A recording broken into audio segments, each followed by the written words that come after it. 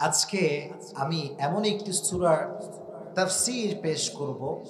আমাদের জীবনে অনেকের দুঃখ কষ্টের কোনো শেষ নাই, আবার অনেকের জীবনে অভিযোগের কোনো শেষ নাই। যার জীবনে অনেক দুঃখ, অনেক কষ্ট, অনেক বেদনা, আজকের এই ওয়াজটা যে শুনবে, এই তাফসীর যে শুনবে, তার জীবনের দুঃখ কষ্ট নিমিষেই হালকা হয়ে যাবে। সুবহানাল্লাহ পড়লেন না? বিশেষ করে আমার বোনদের অনেক অভিযোগ থাকে জীবন নিয়ে। দেখবেন যে মেয়েরা কথায় কথায় বলে, কি জীবন পাইলাম, স্বামী ভালো না, বাপ ভালো না, মেয়ে ভালো না, অভিযোগের কোনো শেষ নাই। বাট মাথায় রাখবেন, মুমিন বান্দা অভিযোগ করে না। মুমিন সব সময় বলে, ভাই তুমি কেমন আছো? ও কোনো কথা ছাড়া বলে, আলহামদুলিল্লাহ আমি ভালো আছি। ঠিক কেন বলেন যুবকেরা? লাইন শাকারতুম লাযীদান্নাকুম ওয়া লাইন কাফারতুম ইন্না আযাবি লাশাদীদ। কথা হবে না? প্লিজ প্লিজ আমাকে তাফসীর করতে দেন, প্লিজ কোনো কথা বলবেন না। আল্লাহ বলছেন যে শুকরগুজার হবে।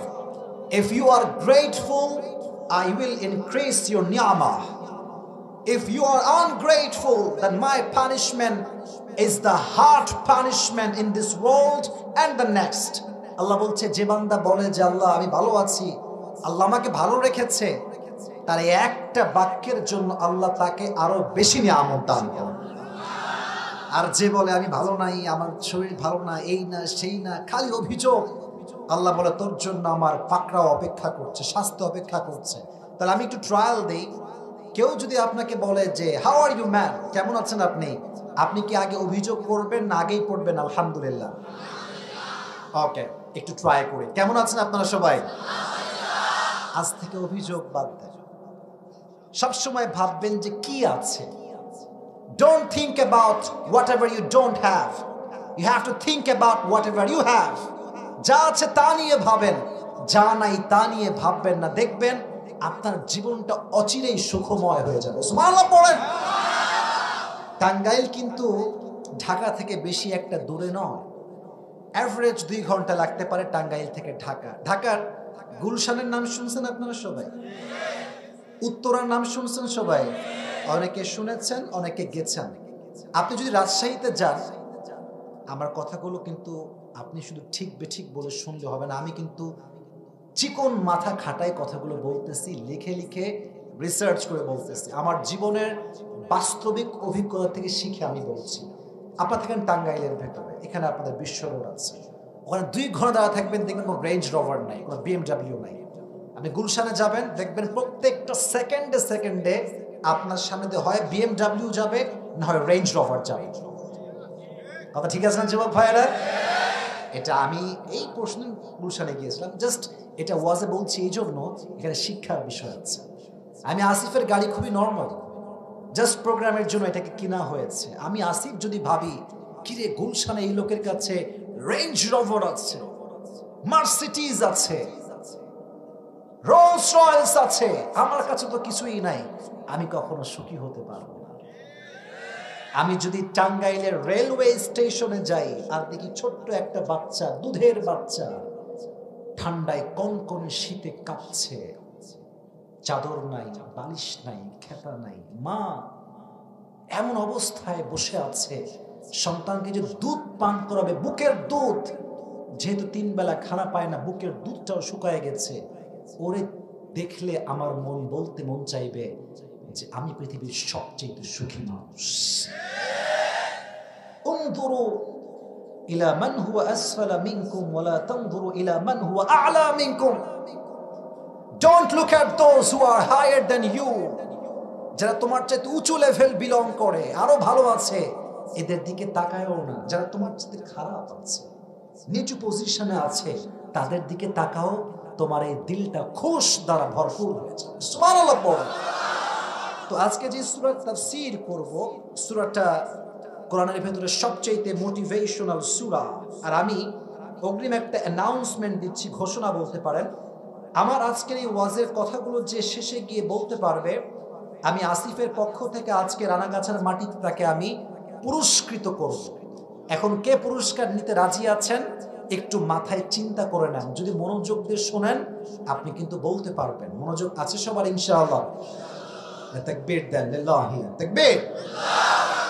কোরআন কারীমের আজকে যে সূরা থেকে আমরা তাফসীর শুনবো, সূরাটা হচ্ছে 93তম সূরা। কত number? This is the basic knowledge of this surah. 93 number সূরা। এই সূরার আয়াত সংখ্যা হচ্ছে 11টা আয়াত সংখ্যা।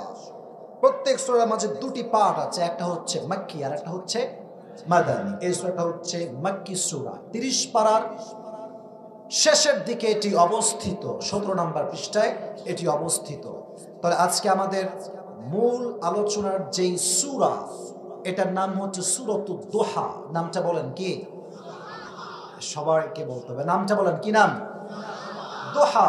কোরআনের সবচেয়ে মোটিভেশনাল সূরা হচ্ছে দুইটা, এক সূরাতুদ দুহা আর এক হচ্ছে সূরাতু আলাম নাশরাহ।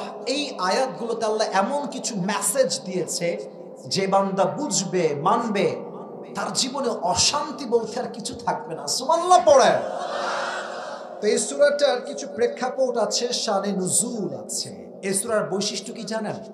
এই সূরা পড়ার সঙ্গে সঙ্গে মাথার যেই চাপ, মাঝে মাঝে আমরা ঘুমের ওষুধ খাই চাপ সামলাইতে। অনেক লোক আছে যারা চাপ কমাইতে মদ খায়, গাঁজাও খায়। আস্তে ঠিক বলেন কেন? আপনার জোরে বলতে হবে তো ভাইরা, ঠিক আছে কিনা? যে মদ পান করে, যে নেশা করে, তার ডিপ্রেশন কখনো হালকা হয় না, তার ডিপ্রেশন আরো বেশি লেভেলে বেড়ে যায়। আর যে কোরআন পড়ে বিপদের সময়, কষ্টের সময় তার দুঃখ কষ্ট হালকা করে দেয়, একজন আওয়াজ দিয়ে বলেন তো তিনি কে? এই সূরার সেন্ট্রাল থিম বা সাবজেক্ট ম্যাটার হচ্ছে you cannot be upset as a Muslim. This is the main message of this surah. Never lose hope and never be frustrated. হতাশ হওয়া যাবে না, নিরাশ হওয়া যাবে না। আল্লাহ বলছে তোমার গুনাহ কত করেছো তুমি, ইন্নাল্লাহা ইয়াগফিরু যুনুবা জামিআ। যখন তুমি দুটো হাত তুলে আল্লাহর কাছে তওবা করবা, তোমার এই চোখের পানি নাকের ডগায় আসার আগেই আমি আল্লাহ তোমার জীবনের সমস্ত গুনাহ খাতা মাফ করে দেব। টেনশনের কোনো কারণ নাই। মুসলমান তো একটা কথা বলবে, যার রব আছে তার টেনশনের কোনো কারণ নাই, ঠিক কিনা বলেন? প্রত্যেকটা সূরার একটা শানে নুজুল আছে। কেন নাজিল হয়েছে, কোন প্রেক্ষাপটে নাজিল হয়েছে, আমরা তাফসীরে ঢুকে যাচ্ছি, খুব মনোযোগ দিয়ে শুনবেন। নবীজির কাছে প্রতিনিয়ত আল্লাহর পক্ষ থেকে ওহী নাজিল হতো। হঠাৎ করে ওহী আসা আসমান থেকে বন্ধ হয়ে গেল। একদিন যায়, 2 দিন যায়, 3 দিন যায়, 4 দিন হয়ে যায়, এভাবে 2 সপ্তাহ কেটে গেল, ওহী আর আসমান থেকে নামে না। আল্লাহর হাবিব টেনশনে পড়ে গেলেন, আল্লাহ কি আমার উপরে নারাজ হয়ে গেল নাকি, ওহী কেন আসে না? এদিকে কাফেররা তো সুযোগে আছে, নবীকে কখন গালি দেওয়া যায়, সুযোগ বুঝে বলছে, আরে মুহাম্মদ তোর রব তোরে ভুলে গেছে। নাউজুবিল্লাহ পড়লেন না? তোর রব তোরে না ভুললে ওহী বন্ধ হলো কেন? নবীজি টেনশনে পড়ে গেলেন যে আল্লাহ ওহী নাজিল হয় না কেন? And he started to miss the revelation. ওহীকে তিনি মিস করতে আরম্ভ করলেন। আর কাফেররা গালির পরে গালি দেওয়া শুরু করলো যে মুহাম্মদের রব মুহাম্মদকে ভুলে গেছে। এবার আল্লাহ তাআলা সমস্ত কাফেরদের বিরুদ্ধে আয়াত নাযিল করেন। আল্লাহ বললেন ওয়াদুহা ওয়াল লাইলি ইযা সাজা। নবী হে, সূর্যের কিরণের শপথ, আলোর শপথ, আর রাতের শপথ। রাত যখন হয় নিঝুম আর নিস্তব্ধ, আল্লাহ এই রাত দ্বারা ওহীর অনাগমন বুঝালেন, আর দিন দ্বারা ওহীর আগমন বুঝালেন। আচ্ছা, টাঙ্গাইলের রানাগাছার ভাইরা সারা দিন যদি আলোই থাকে, রাত না হয়, ভাল লাগবে? একটু সুন্দর জবাব বলেন, ভাল লাগবে? আবার সব সময় অন্ধকার, কোনো আলো নাই, সূর্য নাই, ভাল লাগবে? আল্লাহ বলছেন নবী হে, ওহী যদি নাজিল হতেই থাকে, ওহীর একটা প্রেসার আছে। অলওয়েজ নাজিল হলে আপনার শরীরটা দুর্বল হয়ে যাবে। দিন শেষে রাতের ঘুম যদি মানুষের না হয়, মানুষের শান্তি লাগে না। তো আমি যে আপনার ওহী বন্ধ করেছি, এটার কারণ এটা নয় যে আমি আপনার উপরে অসন্তুষ্ট, বরং আমি বন্ধ করেছি একটা কারণ, যে আমার নবী কষ্ট পাবে, আরাম করবে না, এটা আমি আল্লাহ আরশে আজিম থেকে সহ্য করতে পারবো না। সুবহানাল্লাহ পড়ে। আপনার শান্তির জন্য, আপনার আরামের জন্য ওহীকে বন্ধ করে দিয়েছে। একজন আওয়াজ দিয়ে বলেন তিনি কে? মা ওয়াদ্দাআকা রাব্বুকা ওয়া মা ক্বালা। Your Lord has not forgotten you, ya prophet. নবী হে, আল্লাহ তো আপনাকে ভুলতে পারে না। সবাই সবাইকে ভুলতে পারে, বাট আল্লাহ কাউকে ভুলতে পারে না। আজকে সমাজ, যুব সমাজ আজকে বেশি আসছে। আজকাল তো বাংলাদেশে প্রেমের কোনো শেষ নাই, রিলেশনের কোনো শেষ নাই। আর এখানে অনেক বোনেরা আসেন, আমি জানি প্রত্যেকটা বোনকে আমি সম্মান করি। আচ্ছা, মাহফিলে এত বোরকাওয়ালি মেয়ে আসে, পার্কে যেই বোরকাওয়ালিরা প্রেম করে এরা কারা? ঠিক আছে না যুবক ভাই? আমার কথাটা, আমি কোনো বোনকে অসম্মান করছি না। আমার কথা হচ্ছে, দাড়ি রাখলেই যেমন দিনদার হওয়া যায় না, বোরকা পড়লেই তেমন প্রকৃতপক্ষের দিনদার হওয়া যায় না। দিনদার হতে হলে এই যে এখানে যেই জায়গাটা আছে না, এটা পরিষ্কার হতে হবে। আমি স্পষ্ট দেখেছি অনেক বোরকাওয়ালি মেয়ে প্রেম করছে ঢাকাতে। আমি দেখেছি যে ওর সঙ্গে আছে টাটকা টিকটকার, ওর দুই পাশে দুই চুল কিছুই নাই, মাঝখানে ঘোড়ার মতো সদা লম্বা লম্বা সজারুর মতো চুল। তো আমি দেখে বুঝলাম যে আজকালকার মেয়েদের রুচি এই পরিমাণ নষ্ট হয়েছে যেটা মুখ দিয়ে বলা সম্ভব নয়। ঠিক না বলেছে? তো যেটা আমি বলছিলাম, এই প্রেমে দেখবেন যখন প্রেম শুরু হয়, নয়া নয়া প্রেম, আরে বাপ রে, हम तुम्हें कभी नहीं छोड़ेंगे, मर जाएंगे लेकिन नहीं छोड़ेंगे। তো এক মেয়ে তার, আপনাকে রাগটা করছেন নাকি আমার কথায়? যদি রাগ করেন তাহলে আমি জাস্ট তাফসিরি বলবো, বাস্তবে কোনো কথা বলতে পারবো না। বলা যাবে তো ইনশাআল্লাহ?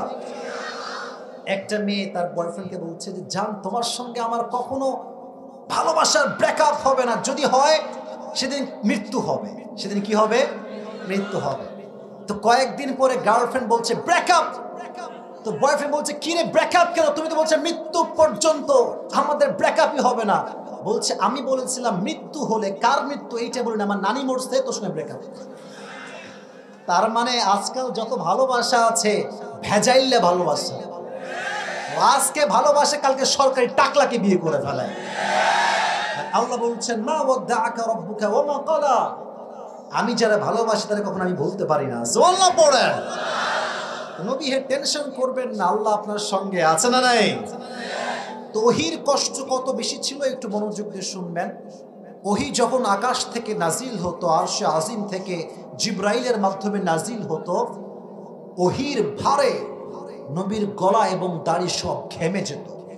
আর এক হাদিসে আসছে, ওহী যখন নাজিল হতো, আল্লাহর হাবিব যদি ঘোড়াতে থাকতেন, ঘোড়া যখন দাঁড়িয়ে থাকতো, ওহী নাজিল হলে ঘোড়ার পাটা জমিনের ভেতরে দেবে যেত। ওহীর এতটা ভার ছিল। মিথলা সালসালাতিল জারাস। আচ্ছা, স্কুলে যখন ছুটি হয় এটা কি দেয়? ঘন্টা। এই ঘন্টার ধ্বনির মতো ওহী নাজিল হতো, আওয়াজ বিকট শব্দে ওহী নাজিল হতো। মিয়া আপনি আমি তো ইসলাম পাইছি সহজে, যত কষ্ট করেছেন আমাদের প্রিয় নবী আল্লাহর হাবিব সাল্লাল্লাহু আলাইহি ওয়াসাল্লাম। সুবহানাল্লাহ পড়েন। ওহীর একটা ভার ছিল, কষ্ট ছিল। আল্লাহ বলেন, নবী এত কষ্ট আপনি সহ্য করবেন আর আল্লাহ আমি দেখবো তাকায় তাকায়, এটা হতে পারে না। আপনার কষ্টকে হালকা করার জন্য আমি আল্লাহ ওহীকে বন্ধ করেছি। সুবহানাল্লাহ পড়লেন না? তো এটা ছিল শানে নুজুল। এবার আল্লাহ বলছেন, ওয়ালাল আখিরাতু খায়রুল লাকা মিনাল উলা। ও নবী, দুনিয়ার কোনো টেনশনে আপনি চিন্তিত হবেন না। মাথায় রাখবেন, পরকালটা হচ্ছে আসল জগৎ, দুনিয়ার জগৎ কিছুই নয়। দুনিয়াতে আজ আছি, কালকে যে বেঁচে থাকবো কোনো গ্যারান্টি আমাদের কাছে আছে? কোনো গ্যারান্টি নাই। কয়েকদিন আগে আমার একজন পরিচিত মানুষ ছিল, একদম তরতাজা মানুষ। হঠাৎ করে শুনছি তিনি দুনিয়াতে আর নাই। এরকম আমাদের অনেকেই আছি আমরা, আমাদের ফ্রেন্ড ছিল, ভাই ছিল, এলাকার লোক ছিল, হঠাৎ করে এলান যে ভাইটা নাই। এর মানে হচ্ছে দুনিয়ার জীবনে আজ আছি কাল নাই, এটাই হচ্ছে দুনিয়ার জীবন। আল্লাহ বলছেন, নবী এটা তো ক্ষণস্থায়ী জীবন, আপনি খালি আমার কাছে আসেন, আপনার কোনো সুখের শেষ থাকবে না। সুবহানাল্লাহ পড়েন। এবার আল্লাহ বলছেন, ওয়ালা সাউফা ইউতিকা রাব্বুকা ফাতারদা। নবী হে, কাফেররা আপনাকে কষ্ট দেয়, আঘাত করে, মাথায় রাখবেন। এই তোমরা আওয়াজ করছো কেন? What is this? প্রত্যেকটা যুবক এখানে কলিজার থেকে আমার ওয়াজ শুনছে, কথা ঠিক আছে না যুবক ভাইরা? আমার কথাটা কোনো নয়েজ ক্রিয়েট করা যাবে না, মাথায় রাখবেন। শেষ ভালো যার, শেষ ভালো না যার, কিছুই ভালো না তার। মাথায় রাখবেন, ওয়াজ শুরু যেমন হয়েছে তেমন করে শেষ হবে। রাজি আছেন তো ইনশাআল্লাহ? আল্লাহ বলছেন নবী আপনাকে আমি এমন কিছু দিব, indeed and verily I will make you happy, আমি আপনাকে খুশি করে ফেলব। কেমন করে? আল্লাহর হাবিব দোয়া করেন, আল্লাহ ইসলামের গতি বেশি একটা ভালো না, আল্লাহুম্মা আইজ্জাল ইসলাম বিহাব্বি হাযাইনি রাজুলাইন বিআবি জিহাল ইবনে হিশাম আও বিউমর ইবনুল খাত্তাব। হে আল্লাহ তোমাকে আমি দুইটা নাম বলবো, যে কোনো একজন মানুষকে মুসলিম বানাই তুমি ইসলামের পতাকা উঠায় দাও। আল্লাহ বললেন ও নবী চিন্তা করবেন না, আমি ওমরের জন্য ইসলামটাকে কবুল করে ফেললাম। সুবহানাল্লাহ পড়েন। এই তাহাজ্জুদ দোয়া করে নবীজি সকালবেলায় গিয়েছেন দাওয়াতের কাজ করতে। যখন দাওয়াতের কাজ করছেন নবীজি গোপনে গোপনে দেখছে সবাই যে ওমরে ফারুক তরবারি নিয়ে আঘাত করবার জন্য এগিয়ে আসছে। হামজা ইবনে আব্দুল মুত্তালিব বলল, ইয়া রাসূলুল্লাহ পালিয়ে যান, Omar will kill you very soon, সে আপনাকে মেরে ফেলবে। নবীজি বললেন কোনো মারামারি হবে না, আমি যে তাহাজ্জুদ দোয়া করেছিলাম ওই দোয়াটা মনে হয় আল্লাহ কবুল করে ফেলেছেন। ওমর ফারুক এসেই তরবারি ফেলে দিয়ে সঙ্গে সঙ্গে পাঠ করলো লা ইলাহা ইল্লাল্লাহ মুহাম্মাদুর রাসূলুল্লাহ, কালেমা পাঠ করে মুসলিম হয়ে গেল। আল্লাহ বললেন নবী আপনি টেনশন করছিলেন না ইসলাম নিয়ে, আমি আল্লাহ আপনাকে খুশি বানাই দিলাম। সুবহানাল্লাহ পড়লেন না? আরেকটা হাদিস শোনায় আল্লাহ কিভাবে নবীকে খুশি করেছেন। আচ্ছা আপনারা সবাই মেরাজের কথা শুনেছেন? শুনছেন না আপনারা সবাই মেরাজের কথা? এটা কখন ঘটেছে? যখন নবীজি অনেক টেনশনে ছিলেন, দুশ্চিন্তায় ছিলেন। একদিকে খাদিজা চলে গিয়েছে, আর একদিকে আবু তালেব চলে গিয়েছে। নবীজি টেনশন, শেল্টার দেওয়ার মতো কেউ নাই, সাপোর্ট দেওয়ার মতো কেউ নাই। আল্লাহ বললেন নবী দুনিয়াতে খারাপ লাগছে, আসেন আমি আল্লাহ আপনাকে আরশে আজিমের মেহমান বানাই দিব। সুবহানাল্লাহ। এবার নবীকে আল্লাহ তাআলা আরশে আজিমে নিয়ে গেলেন, জান্নাত দেখালেন, জাহান্নাম দেখালেন, এবং 5 ওয়াক্ত নামাজের হাদিয়ার মাধ্যমে আল্লাহ নবীকে খুশি করে ফেললেন। সুবহানাল্লাহ পড়ে দুইটা বিষয় পেলাম, এক ওমরে ফারুক ইসলাম গ্রহণ করেছেন, 2 আল্লাহ নবীকে মেরাজে নিয়ে গিয়েছেন, 3 আমরা যেই দিকে ফিরে নামাজ পড়ি এটার নামটা কি বলেন না? কি সাইড? পশ্চিম বা কিবলা। তো যখন নবীজি মক্কার থেকে মদিনায় আসলেন আল্লাহ তাআলা কিবলাকে চেঞ্জ করে দিলেন। আচ্ছা ভাই সারা জীবন পশ্চিমে আমরা নামাজ পড়ি, যদি পূর্ব দিক নামাজ পড়া শুরু করি মনে কি ভালো লাগবে বেশি একটা? নবীরও ভালো লাগে না। আল্লাহ আমার সব বংশ ওদিকেই ফিরেছে, আমি ওই দিকেই ছিলাম, আপনি কিবলা কেন চেঞ্জ করলেন? মনে মনে কষ্ট লাগে।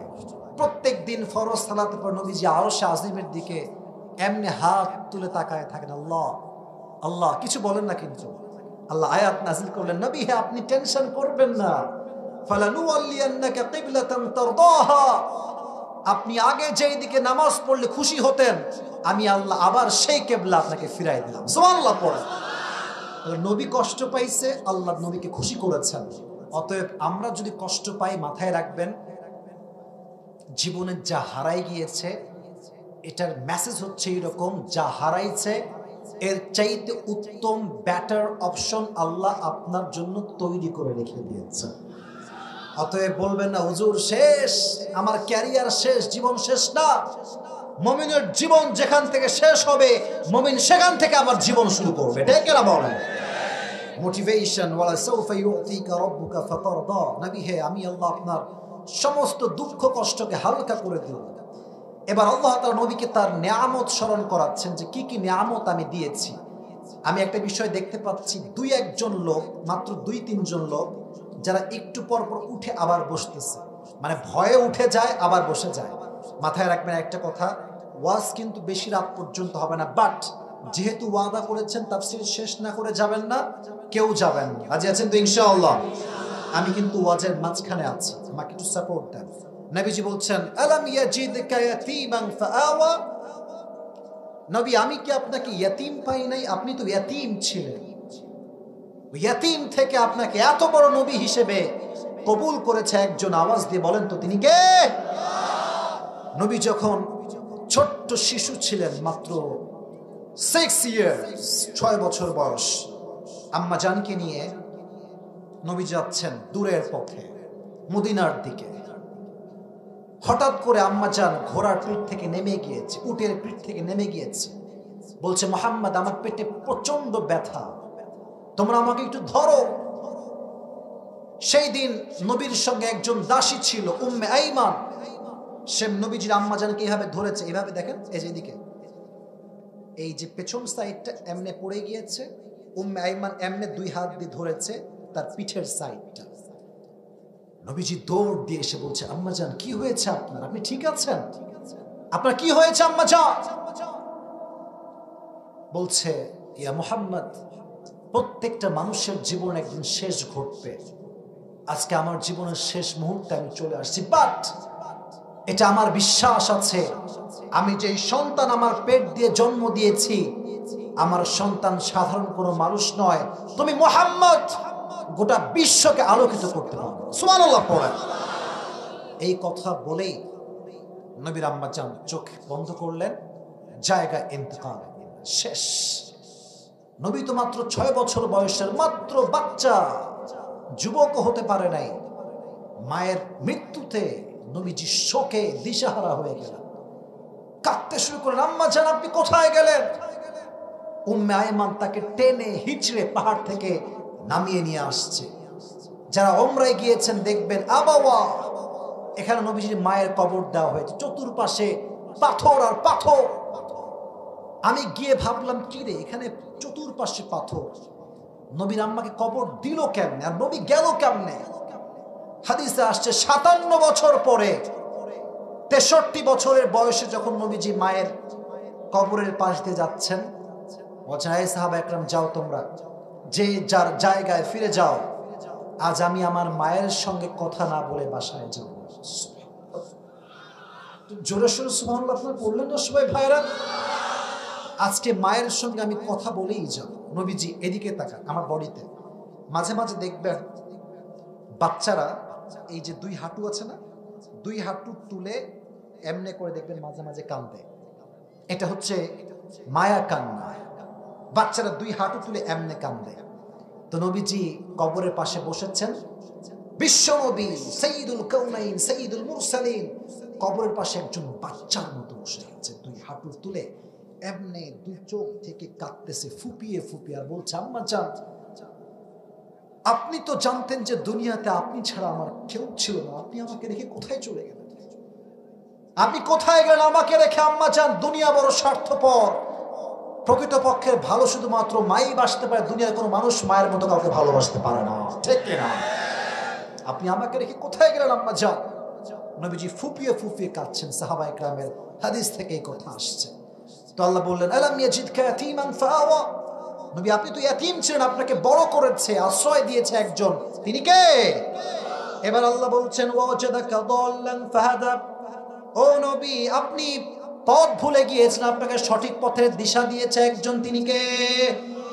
এবার আসেন একটা সুন্দর আয়াত, সুন্দর মোটিভেশন, এটা বুঝতে হলে আমাকে জবাব দিতে হবে। আল্লাহ বলছেন, ওয়াজাদাকা আইলান ফাআগনা, নবী আপনি একজন গরিব মানুষ ছিলেন, আপনাকে ধনী বানিয়েছে কে? এবার আসেন প্রশ্ন করি, টেস্ট করি যে আপনাদের মনোযোগ কতটুকু আছে এবং আপনার কতটুকু নলেজ ইসলামের রাখেন। তাকবীর দেন, লিল্লাহি তাকবীর। মুরব্বী আব্বা জানরা, যুবক ভাইরা ডানে বামে যারা আছেন, listen to me with full concentration, মনোযোগ দিয়ে শুনবেন। বলেন তো, নবীজির the first wife, যিনি প্রথম ওয়াইফ ছিলেন, তিনি কি কুমারী ছিলেন না ডিভোর্সড ছিলেন? বলেন তো, সেই নারীর নাম ছিল কি? রাদিয়াল্লাহু তাআলা আনহা। ওনার প্রায় স্বামী মারা গিয়েছে, সন্তান যা ছিল ওনার কাছেই ছিল, স্বামী সব মারা গিয়েছে। আল্লাহ বলছেন, নবী আমি আপনাকে ধনী থেকে গরিব, গরিব থেকে ধনী কেমন করে বানিয়েছি জানেন? আপনাকে এমন একটা বউ দিয়েছি, যেই বউটা আরব বিশ্বের সবচাইতে ধনী ঘরের নারী। সুবহানাল্লাহ পড়লেন না? এখন আপনাদেরকে আমি এটা তাফসীরের অংশ হিসেবে পেশ করতে চাই, নবীর সঙ্গে খাদিজার বিয়ে কেমন করে হয়েছিল, এটা শোনার ধৈর্য সবার আছে তো ইনশাআল্লাহ?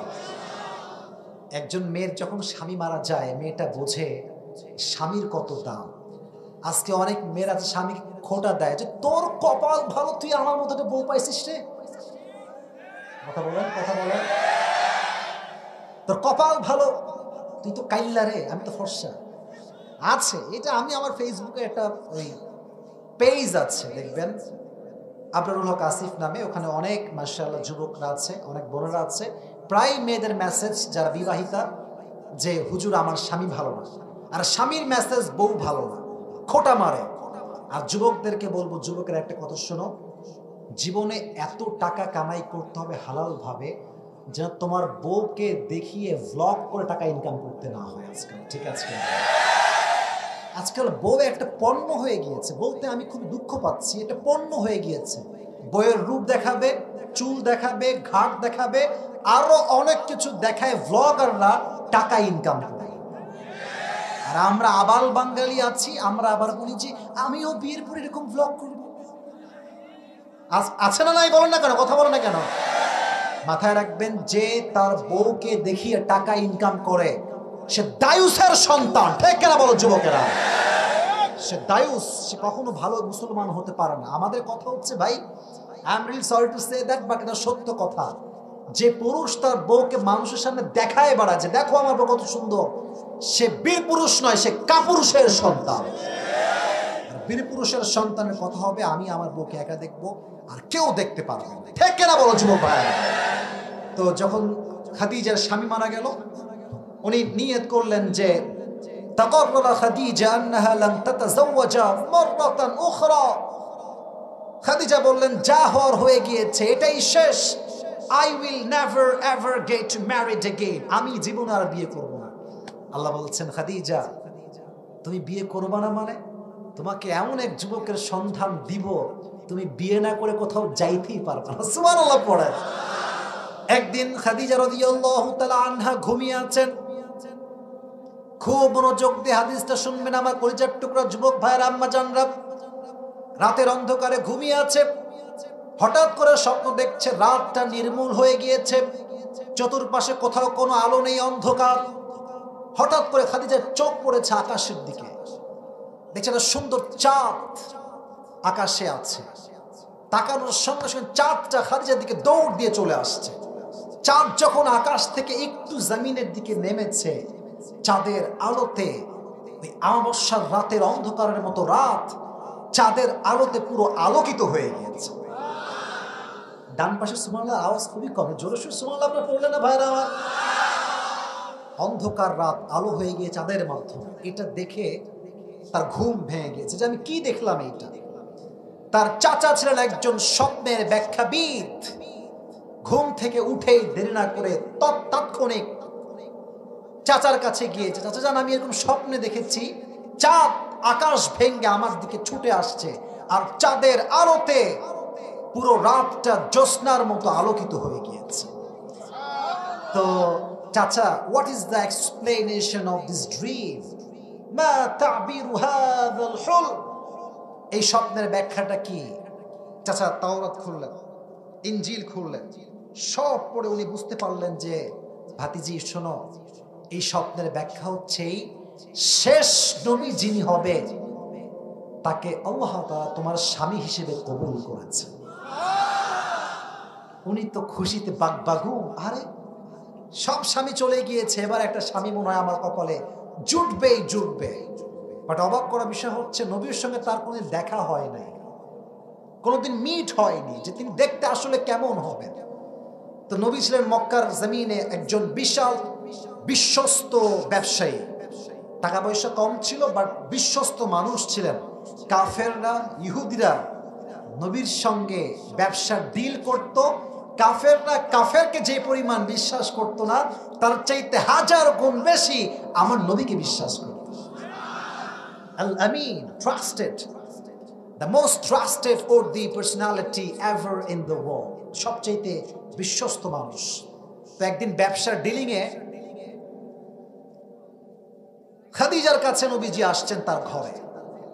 তো ঘরে যখন খাদিজার এন্ট্রি নিয়েছেন নবীজি, পুরো ঘরটা খুশিতে বাগবাগুম হয়ে গিয়েছে। সুবহানাল্লাহ পড়েন।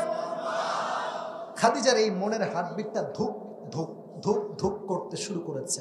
উনি কিন্তু শিওর না যে is he the last Messenger or not, উনি জানেন না। তো উনি তাওরাত খুললেন যে how will be the prophet look like, যে শেষ নবীর চেহারা কেমন হবে। উনি জানতে পারলেন শেষ নবী হবে সুঠাম দেহের একজন মানুষ, তার বুক হবে উঁচা, পেট হবে নিচা।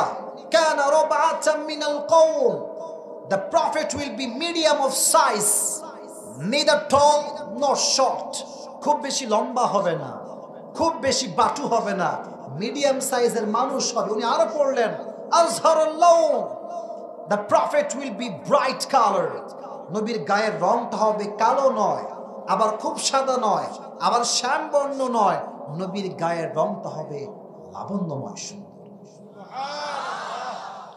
আরো পড়তে শুরু করলেন আরো কি কি আছে, আরো কি কি আছে। উনি দেখলেন লেখা আছে শেষ নবীর চুল হবে পেছনের দিকে 3 সাইজে। এক, কখনো কানের লতি বরাবর, কখনো কানের মাঝ বরাবর, কখনো কাঁধ বরাবর। And the prophet was used to about long haircut and we call it babri cutting. এই পেছনে লম্বা চুল যেটা আমরা রাখি একদম গোজওয়ালা মোটা, এটাকে বলা হয় বাবরি কাটিং। নামটা কি? নবীর চুল হবে বড়। আর এই যে আপনারা টাঙ্গাইলের ভাইরা, আপনারা সবাই কাজী নজরুল ইসলামের নাম শুনেছেন? শুনছেন না আপনারা সবাই? ওনার ফেসবুকে ছবি দেখবেন যে ওনার চুলের এই মাঝখানে একটা সিতি আছে। নবীজির কানা ইউফাররিকু বাইনা শা'রি, নবীর এই চুলের মাঝখানে সিতি ছিল। যখন তিনি নামাজ পড়তে যেতেন আতর নিয়ে এই 2 চুলের মাঝখানে সিতিতে আতর দিতেন। যেখানে তিনি সেজদা দিতেন ওই সেজদার জায়গাটা খুশবুতে আমোদ হয়েছে। সুবহানাল্লাহ পড়ে উনি বুঝে ফেললেন সব পড়ে যে yes, he is the last Messenger, he is the most handsome personality that I have ever seen before. এরকম সুদর্শন পুরুষ তো আমি জীবনেও দেখি নাই, এটাই শেষ নবী হবে। উনি সামনে আসলেন, ব্যবসার ডিলিং হল। বাট ভাইরে ভাই, কাউরে পছন্দ হইলে বলা যে এত মুশকিল, এটা বলার কোনো ভাষা নাই। কাউরে পছন্দ হইলে যদি বলা খুব সহজ হতো, আজকের মাহফিলের 90% যুবকরা বিবাহিত আসতো। ঠিক কিনা বলে? বলাও যেমন সহজ না, বিয়ে করাও তেমন সহজ না। তুমি আজকালকার আপনারা বাবারা যারা আছেন, please don't mind, this is the reality and I have to talk about the reality. বাস্তব কথা আমরা বলতে কাউকে ভয় পাই না। আস্তে ঠিক বললেন কেন আপনারা? বাবারা আজকাল চরিত্রবান যুবকের চাইতে টাকাওয়ালা যুবককে বেশি প্রাধান্য দেয়। একজন যুবক মাশাআল্লাহ 5 ওয়াক্ত নামাজি, দাঁড়িয়ে আছে, very handsome guy and very religious boy, mashallah, very perfect. আসছে, আব্বাজান, I want to marry your daughter, this is my proposal, এটা আমার পক্ষ থেকে প্রস্তাব, আপনার মেয়ের বড় ভালো লাগে।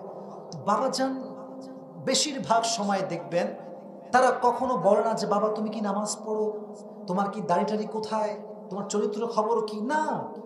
Always they ask a question and that is बेटा तुम कितने पैसे कमाते हो पहले ये बताओ। টাকা, তো টাকা থাকলে আব্বা জানা টাকলার সঙ্গে বিয়ে দিতে কোনো দেরি করে না। সেদিন নাটোরের মাহফিলে আমার নাটোরের মাহফিল আমি বললাম, একজন যুবক ওই মেয়ের বাপ যে টাকলার সঙ্গে বিয়ে দিয়েছে বলছে, আব্বা জান ये आपने क्या कर दिया, किसके साथ शादी दे दिया, इसके सर पे तो बाल नहीं है, এর মাথায় তো চুল নাই, আব্বা জান আপনি কি করলেন এটা? তো বাবা বলছে একটা অসাধারণ জবাব আর কি, বুঝাই कैसी बात कर रहे हो, सर पे बाल नहीं है तो क्या हुआ, जेब में माल तो है ना। মাথায় চুল না থাকলে কি হবে, পকেটে টাকা থাকলে বাপরা রাজি হয়ে যায়। ঠিক কিনা বলো? তবে সবাই একরকম না, সব বাবাকে এক পাল্লায় মাপা যাবে না। বাট আমি এতটুকু বলবো, যদি আব্বাজানরা টাকার চাইতে চরিত্রকে বেশি প্রাধান্য দেয়, দেশের ভেতরে জেনার সংখ্যা কমে যাবে, বিয়ের সংখ্যা বেড়ে যাবে। এখন খাদিজা প্রস্তাব দিবে কেমনে, খুব টেনশনে পড়ে গেছে। এখন মাথায় রাখবেন, যদি কাউকে পছন্দ হয় আগে নিজে যাবেন না, কাউরে ভায়া হিসেবে পাঠাবেন। চাচি হতে পারে, মা হতে পারে, বাপ হতে পারে। তুমি আগ বাড়ায় গেলে মায়ের খাওয়ার সম্ভাবনা একটু বেশি আছে। তো খাদিজা ভাবলেন যে না, আমি প্রস্তাব দিলে বিষয়টা জমবে না। তোমার একজন দাসী ছিল, তার নাম ছিল নাফিসা। নাম কি? আপনার কথা বলে নাম ছিল কি? নাফিসা। বলো নাফিসা, শোনো, আমার একটা প্রস্তাব আছে এই যুবকের জন্য, তুমি একটু আমার পক্ষ থেকে প্রস্তাবটা দিয়ে দাও। নাফিসা যদিও বা একটু বয়স্ক মহিলা, বাট ভেতরে একটা লজ্জা মেয়ে হিসেবে আছে না নাই? নবীর কাছে আসছে, তখন তুমি নবুয়ত পান নাই, এসে বলছে আসসালামু আলাইকুম। উনি বলছেন ওয়ালাইকুম আসসালাম। কি খবর নাফিসা, আপনি কেন এসেছেন? বলছে লজ্জা পাচ্ছে যে কেন আসছি তো সরাসরি বলা যায় না। তো বলছে এমনি কথা বলার জন্য আসলে ব্যবসার খাতিরে আর কি, চালাকি করে আর কি। তো বলছে আচ্ছা একটা প্রশ্ন করব, ইফ ইউ ডোন্ট মাইন্ড, করা যাবে? বলছে অবশ্যই করেন, কোনো সমস্যা নেই। তো বলছে আচ্ছা আপনি তো মাশাআল্লাহ তাগড়া যুবক, ইয়াং মানুষ, যুবক ছেলে, আপনার বয়স 25 ইয়ার্স ওল্ড, 25 বছরের যুবক, আপনি বিয়ে করেন না কেন? তো নবীজি লজ্জা পাইছে, বলছে যে দেখেন বিয়ে তো করতে চাই, but you know I have lacking of money, টাকা পয়সা নাই। সত্য কথা, এটা হাদিস থেকে বলছি। বলছেন আমার কাছে টাকা পয়সা কম, জব নাই, চাকরি নাই, তাই বিয়ে করার সাহসটা আসলে পাচ্ছি না।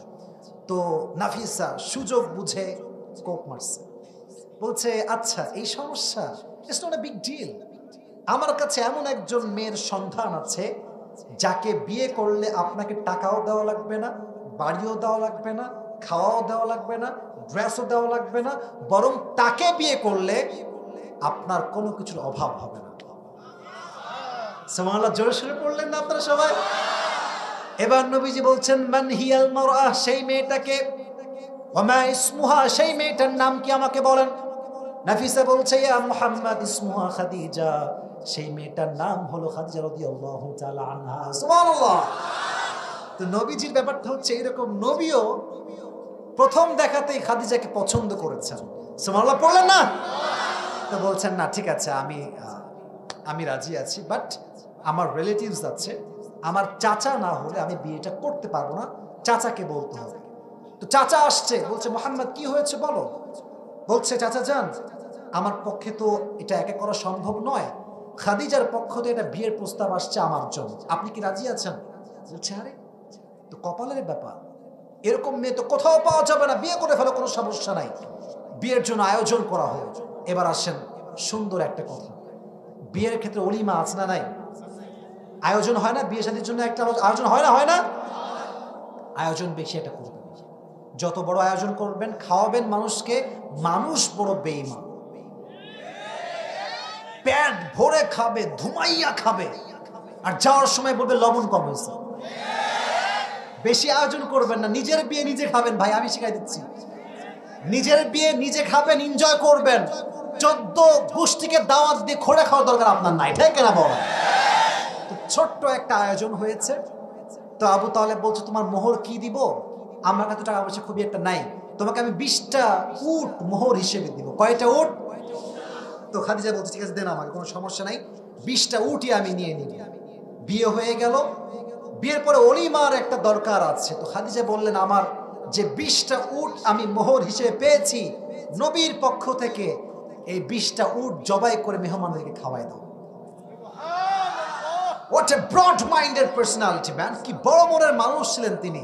এখন যখন বিয়ে হয়ে গিয়েছে, এবার আসেন আয়াতের মূল কথা, এটা হচ্ছে আয়াতের মেইন মেসেজ। বিয়ের পরে মক্কার ভেতরে কানা ঘষা শুরু। আরে মুহাম্মদের মতো একজন ছোট্ট যুবক, যার টাকা পয়সা কিচ্ছু নাই, তাই খাচ্ছে কেন বিয়ে করলো, এটা নিয়ে একটা বড় ঝামেলা শুরু হয়ে গেল। সবাই বলল আজ থেকে আমরা খাদিজাকে সামাজিকভাবে বয়কট করলাম, তার সঙ্গে আমাদের আর কোনো কথাই নাই। এবার খাদিজা সবাইকে ডাকলেন, মদিনার মক্কার সব ধনী ব্যক্তিদেরকে ডাকলেন। আচ্ছা ভাই, কি সমস্যা আপনাদের? আপনার স্বামী, আমার স্বামীর কি সমস্যা আপনাদের? বলছে তুমি হচ্ছে ধনী, তোমার স্বামী হচ্ছে গরিব, এটাই মেইন ফ্যাক্ট, মেইন প্রবলেম। এবার আসেন আল্লাহ বলছেন ওয়াজাদাকা আইলান ফাগনা। খাদিজা বলছেন ও গরিব তাই সমস্যা? আজ আমি খাদিজা ঘোষণা করলাম সবার সামনে, আমার যে সম্পত্তি আছে, আজ থেকে আমার সমস্ত সম্পত্তির মালিক আমি আমার স্বামীকে বানাই দিলাম। ওয়াজাদাকা আইলান ফাগনা। নবী আপনি গরিব ছিলেন, এমন একজন মেয়েকে আপনার জীবন সঙ্গিনী বানিয়ে দিয়েছি যে তার সমস্ত সম্পদ ইসলামের জন্য আপনার সামনে কোরবান করে দিয়েছে। সুবহানাল্লাহ পড়া। এবার আল্লাহ তাআলা নবীকে কয়েকটা নির্দেশ দিচ্ছেন, 3টা। এটা শুনে আমাদের ওয়াজ শেষের দিকে, এই সাদা গেঞ্জি হয়ে যায়, ওইটা সাদা গেঞ্জি ছোট বাচ্চা বসো, এদিকে এদিকে এদিকে, কিচ্ছু হয়নি, এদিকে তাকান। বলেন কয়টা নির্দেশ? শুনি নাই তো ভাই, একটু জোরে বলেন না, কয়টা? 1, ফাআম্মাল ইয়াতীমা ফালা তাকহার, ইয়াতীমদের সঙ্গে খারাপ ব্যবহার করবেন না। কিছু মানুষ দেখবেন ইয়াতিমের সম্পদকে লুণ্ঠন করে খায়। আবার অনেক মানুষ আছে যদি জানে যে ছেলের বাপ নাই তার সঙ্গে জুলুম শুরু করে দেয়। ঠিক কিনা বলেন যুবকেরা? আর যার বাপ হারিয়ে যায় সে বোঝে যে পৃথিবীতে বাবার মতো ভালো আমাকে কেউ বাসতে পারে না। ঠিক কিনা বল? এখন বাবা আছে, খুব রাগ ওঠে, তাই না? যে বাবা, আমার আব্বার কথা আমি বলি, আমার আব্বা নিজে একজন স্কলার, আলেম, একটা মাদ্রাসার principal, and he is also খতিব, বড় একজন খতিব একটা বড় মসজিদের। তো আমাকে দেখলেই শুরু হবে নসিহত, আব্বা এইটা করবা, ওইটা করবা না, এইটা করবা, ওইটা করবা না। তো আমি কখনো বিরক্ত বোধ করি না, কারণ আমি জানি আজ যদি বিরক্ত হয়ে যাই একদিন এই বটবৃক্ষ থাকবে না, সেদিন আমি বাপকে খুঁজেও হারিয়ে কেন্দ্রে পাবো না। ঠিক আছে যুবক ভাইরা? আজ আছে মূল্য দাও, থাকতে মূল্য দাও। মানুষ হারিয়ে গিয়ে মূল্য দিলে কোনো লাভ হয় না। ঠিক কিনা বলো যুবক? ফাম্মাল ইয়াতীমা ফালা তাকহার, ইয়াতীমের সঙ্গে আপনি খারাপ ব্যবহার করবেন না। ওয়া আম্মাস সাইলা ফালা তানহার, কেউ আপনার কাছে চাইলে, সাহায্য চাইলে তাকে ফিরিয়ে দিবেন না, তাকে নো বলবেন না। ঢাকায় যখন আমরা যাই, জ্যামে গাড়ি আটকানোর সঙ্গে সঙ্গে গরিবদের সিরিয়াল লেগে যায়, খালি এসে গাড়িতে নক করে, দেন স্যার কিছু দেন। যদি আমি এসি গাড়িতে বসে এই কথা ভাবি, যা রে এত বিরক্ত করে, এই নাই সেই নাই, হবে না, যাও। আল্লাহ বলছে, শোন, তোরে আমি যেমন নামাইছি উঠাইছি, যেমন তোরে আজকে উঠায় রাখছি, তোরে এক মুহূর্তে আমি আল্লাহ নামাইতেও পারি। ঠিক কিনা? ওয়াতুইজ্জু মান তাশা ওয়া তুদিল্লু মান তাশা বিয়াদিকাল খায়র, সম্মান দেওয়ার মালিকও আল্লাহ তাআলা, লাঞ্ছিত করবার মালিকও আল্লাহ তাআলা। অতএব কাউকে ফিরিয়ে দিবেন না। মনে করেন কোনো গরিব আসছে আপনার কাছে, আপনার কাছে মাত্র 10 টাকা আছে, আপনি 2 টাকা দান করেন। 500 টাকা আছে, আপনি 10 টাকা দান করেন, বাট দেন, কম হোক বেশি হোক দেওয়ার চেষ্টা করবেন। রাজি আছেন তো ইনশাআল্লাহ? সর্বশেষ আল্লাহ তাআলা বলছেন, ওয়া আম্মা বিনিআমাতি রাব্বিকা ফাহাদ্দিস, নবী হে, আমি আল্লাহ তাআলা যে নিয়ামত আপনাকে দিয়েছি মানুষের সামনে সেই নিয়ামতগুলো বর্ণনা করবেন। মনে করেন আপনার যোগ্যতা আছে, এই যোগ্যতা আপনি প্রমাণ দিবেন। আপনাকে আল্লাহ অনেক সম্পদ দিয়েছে, এই নিয়ামত বর্ণনা করবেন। যা আল্লাহ নিয়ামত আছে যত বেশি শুকরিয়া তান বলবেন, আল্লাহ বলছে আমি আল্লাহ আরো ডবল তোকে বাড়াই দিব, বাড়াই দিব, বাড়াই দিব। সুবহানাল্লাহ। তাহলে এবার যুবক ভাইরা মনোযোগে চলে আসো। আমি বলেছি 12:30টার মধ্যে ওয়াজ শেষ করব, আমি আপনাদের বিরক্ত করব না। বাট এখন যে শ্রোতা এখানে বসে আছে এরা হচ্ছে আসল শ্রোতা, আসল অডিয়েন্স। টাঙ্গাইলের রানাগাছের ভাইরা, যত বড় বক্তাই ওয়াজ মাহফিলে আসুক না কেন, সবাই কিন্তু বক্তার ওয়াজ শুনতে আসে না। অনেক লোক যারা পেছনে থাকে এরা বক্তার শুধুমাত্র ফেস দেখতে আসে। এর কারণ আমি বলছি, আগে ঠিক বলবেন, আগে শোনেন। অনেক বক্তা ভাইরাল, আলোচনা ভাইরাল, অনেক নাম আছে, দাম আছে। তো তারা কি করে, আরে হুজুরকে তো সারা জীবন ফেসবুকে দেখছি, ইউটিউবে দেখছি, টিকটকে দেখছি, আছে সরাসরি দেখবো, চল, দেখা শেষ, বিদায়। আর কিছু শ্রোতা আছে যে হুজুরের ওয়াজ তো জীবনে সরাসরি শুনি নাই, তাফসীর শুনি নাই, আজকে যাব, শুনবো এবং দোয়া করে আসবো। তারাই হচ্ছে এই শ্রোতাগুলো আমার সামনে বসে আছে। ঠিক কিনা? তা আপনারা হচ্ছেন আমার আসল ভালোবাসার মানুষ। তা আপনারা এখন একটা কথা মাথায় রাখেন, আমি পুরো তাফসীরটাকে সামারি বলছি, সারাংশ। শুধু শুনবেন, কেন? যাতে করে আমি প্রশ্ন করলে উত্তর দেওয়া সহজ হয় এবং পুরস্কার নিয়ে আজকে বাসায় যাব। রাজি আছেন তো ইনশাআল্লাহ? তাকবীর দেন সবাই মিলে, লিল্লাহি তাকবীর। এবার আমাকে জবাব দিবেন, আজকে আমরা যে সূরা থেকে সংক্ষেপে তাফসীর শুনেছি, সূরাটার নাম ছিল, এই তো সবাই বলেছেন, আবার বলেন নামটা কি?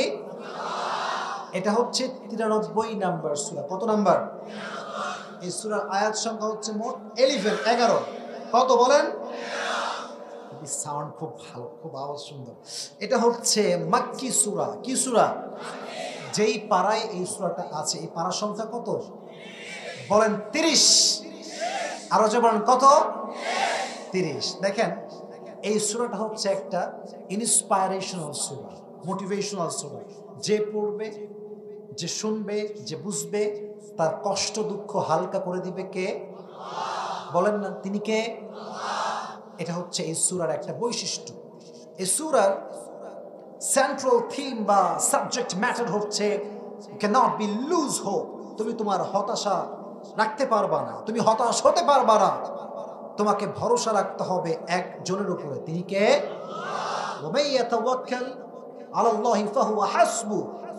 Whoever trusts in Allah subhanahu wa ta'ala, Allah is sufficient for him. You have to trust in your Lord. Allah says in this ayah, whoever trusts in Allah subhanahu wa ta'ala, I am enough for him. যে ব্যক্তি আমাকে ভরসা করবে, আমি আল্লাহ একাই তার জন্য যথেষ্ট হয়ে যাব। জোরে সোরে সুবহানাল্লাহ পড়ুন আপনারা সবাই।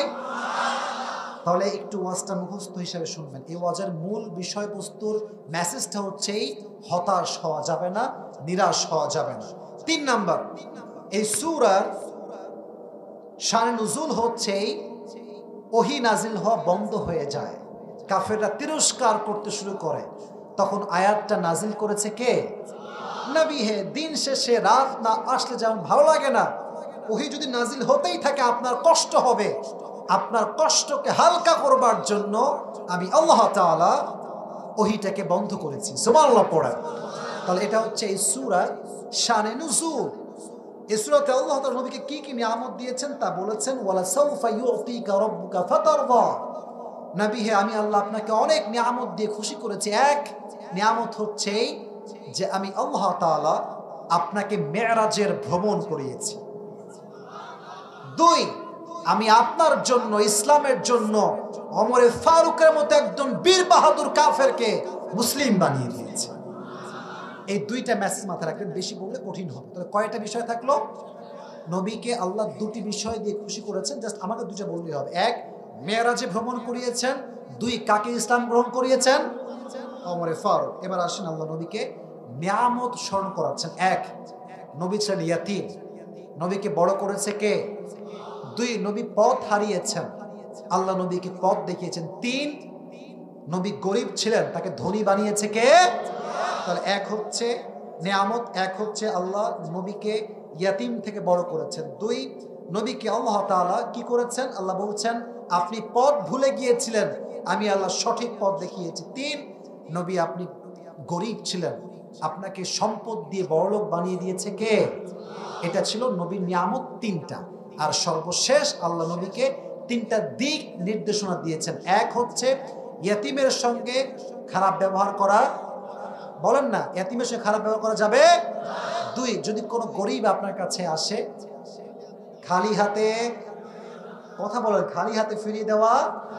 আর সর্বশেষ আল্লাহ আপনাকে যে নিয়ামতগুলো দিয়েছে, আপনি নিয়ামতগুলো প্রকাশ করবেন, শুকরিয়া তার প্রকাশ করবেন, আপনার নিয়ামত আরো বেশি বাড়ায় দিবে কে? এবার একজন যুবককে চাই, যে যুবক বলবে যে হুজুর আমার মোটামুটি একটা আয়ত্ত আছে, আপনি প্রশ্ন করলে আমি উত্তর করতে পারবো। কে আছে? মাশাআল্লাহ। ওই যে দাড়িওয়ালা ভাইজান আগে হাত তুলেছে, আগে আসেন ভাই।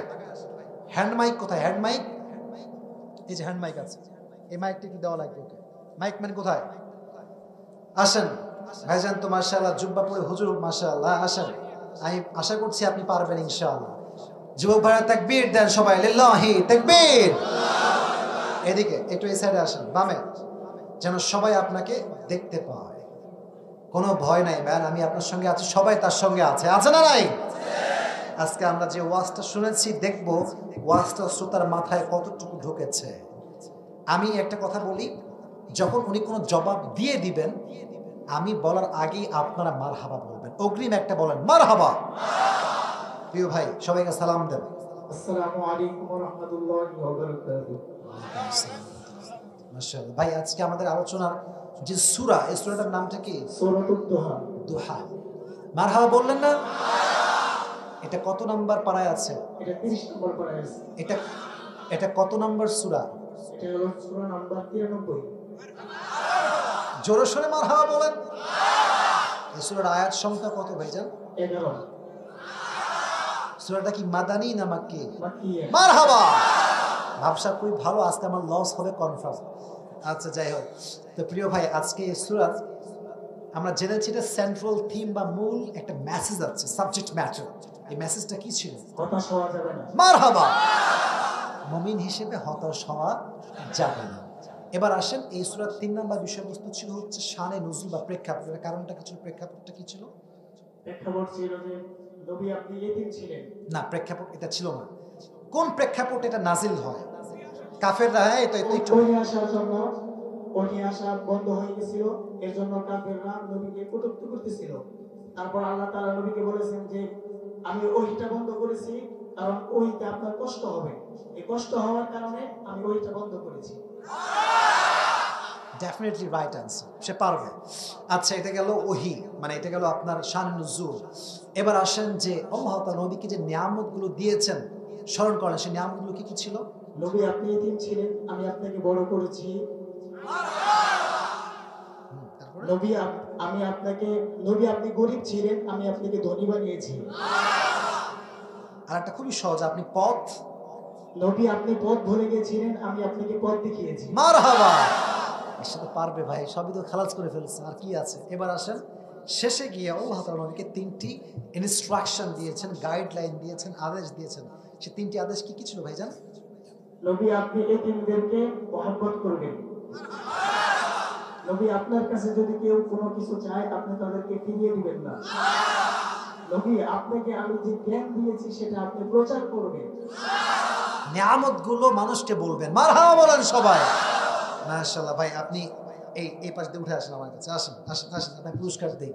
সে পুরস্কার ডিজার্ভ করে, ঠিক কেনা বলো যুবকেরা?